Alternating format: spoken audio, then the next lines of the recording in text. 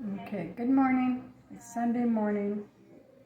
I decided to, I have been making my CMOS, right? This is the last container that I made, okay? This was made on heat, right? After my nephew came over and I offered him some. He asked me how I made it, and I told him, right? Because it says on here that you can make it heat or whatever, or soak it. Okay. So I told him that I made this in the heat, and it's a gel form, right? It's a gel form. But he said, and then I had mentioned in my other video that making it like this and soaking it, I had said that the benefits are the same. But he pointed out that if you boil it or heat it, wouldn't it take some of the nutrients out? Where I thought, because it says right here that no, it doesn't. But and then he pointed out, well, when a lot of times when you boil stuff or simmer, whatever the case may be, it does take nutrients out of vegetables or whatever it is you're making. So that being said, and he put it into my head, I thought, okay, I'm going to research more. But yet I had been taking this for the last since Monday, or however long, Wednesday, whenever it was.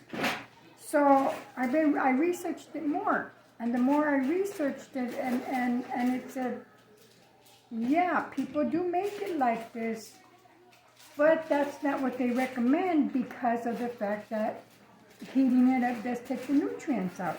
So I said, I want all the nutrients. I want all the nutrients in that the CMOS has to offer, okay? So I decided I'm going out with this. I'm not going to use this anymore. So I did the other method. I soaked it, okay? And as you can see, it's been soaking since yesterday. The longer you soak it, the better, okay? The longer you soak it, the better.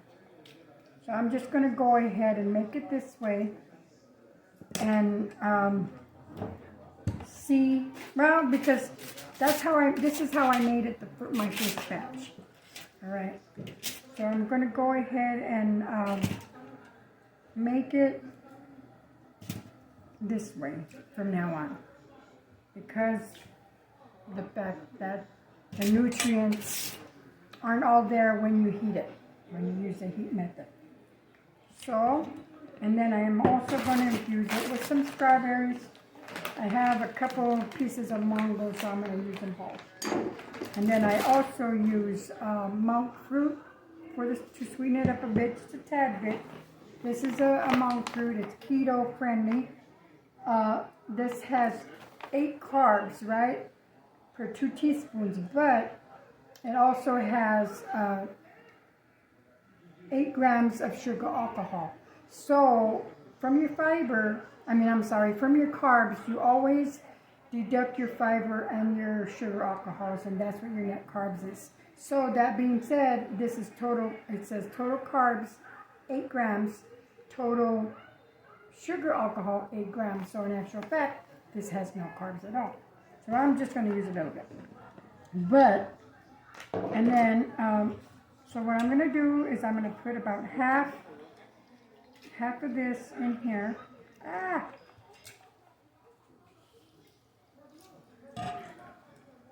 And depending how thick you want it, I like mine thick. This comes out like applesauce. But the more you put, the less water. It comes more thicker. And I like the thickness. So this is what I'm going to do. Okay. And then I am going to put some strawberries. And as you can see, I'm not measuring. I'm not measuring, so I'm just going to go ahead. I should have melted these a little bit more. We'll see how it comes out. So I'm going to put like 4 or 5 of them because I have the little mangoes. Okay. And then the mango.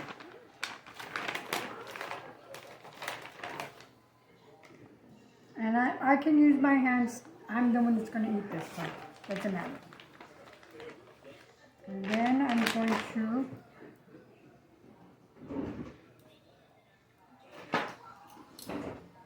just put a little bit of the monk fruit.